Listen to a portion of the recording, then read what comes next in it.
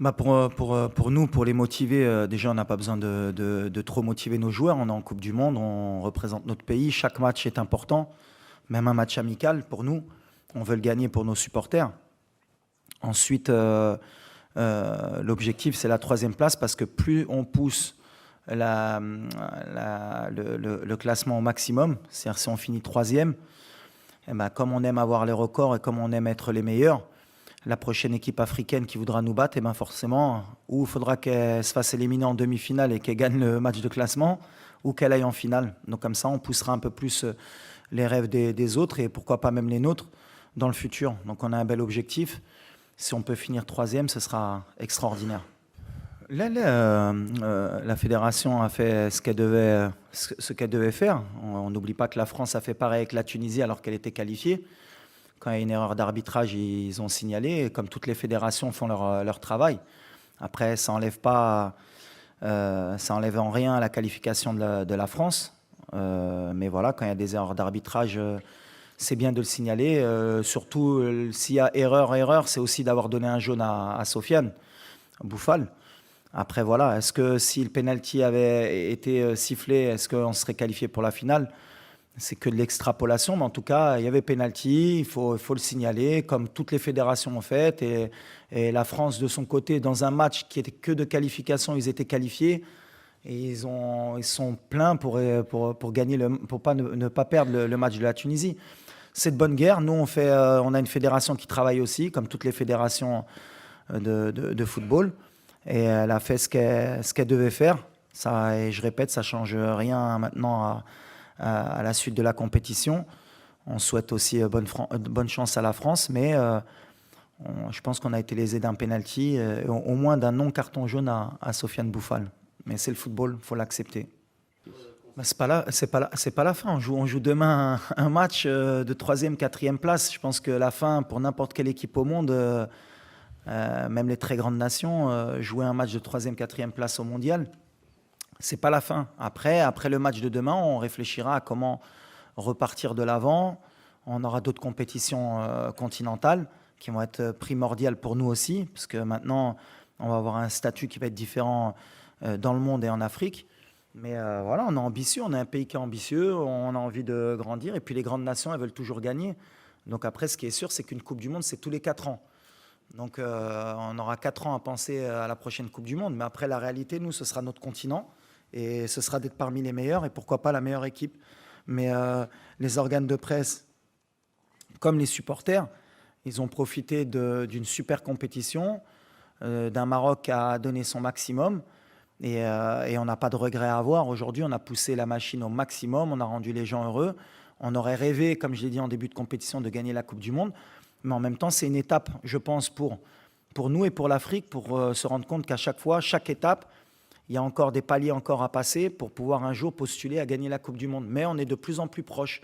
Et le fait de peut-être de prendre la troisième place, ça nous rapprochera encore plus du prochain objectif qui sera de gagner une Coupe du Monde dans le futur pour une équipe africaine ou marocaine. Oui, alors on a perdu notre capitaine pendant le match, Seyss. On a pris un risque, mais je pense que ça valait le coup d'aller à la guerre avec lui. On a Eggerd qui est encore un peu touché. On va voir encore aujourd'hui comment ça évolue. Mazraoui aussi. On a notre attaquant aussi. On a poussé la machine jusqu'au maximum. Et encore aujourd'hui, ils sont tous prêts encore à essayer de jouer jusqu'au bout. Mais là, on ne prendra pas de risque sur certains joueurs, notamment notre capitaine, qui sera out pour la troisième, quatrième place. Mais on a un effectif, j'ai confiance en tout le groupe.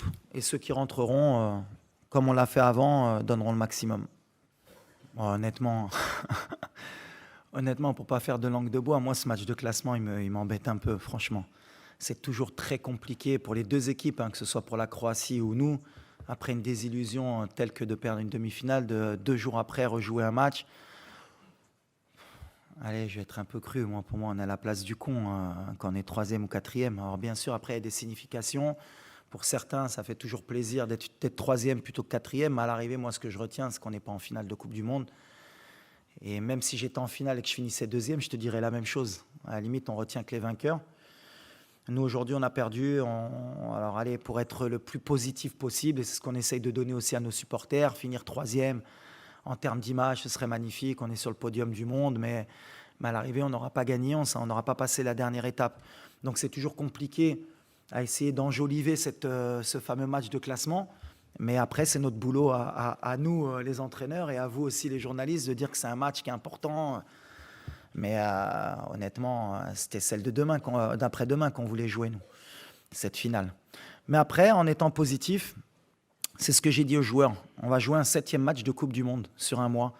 Et je crois qu'on est le 16 décembre. Et si à chaque Marocain, tu leur aurais dit que le 17 décembre, il y aurait un match du Maroc à Doha, ils auraient été, je pense, plus que fiers et heureux. Donc voilà, comme j'ai dit à mes joueurs, ce que vous avez fait, personne ne va vous le retirer, c'est extraordinaire.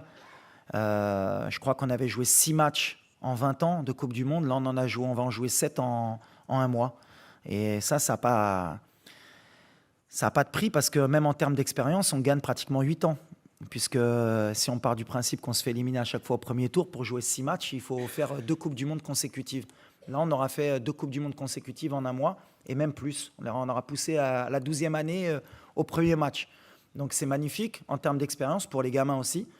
Mais on est preneur parce qu'à l'arrivée, après l'élimination, bien sûr, on était tous déçus. Et c'est ce qui m'a plu par rapport au groupe.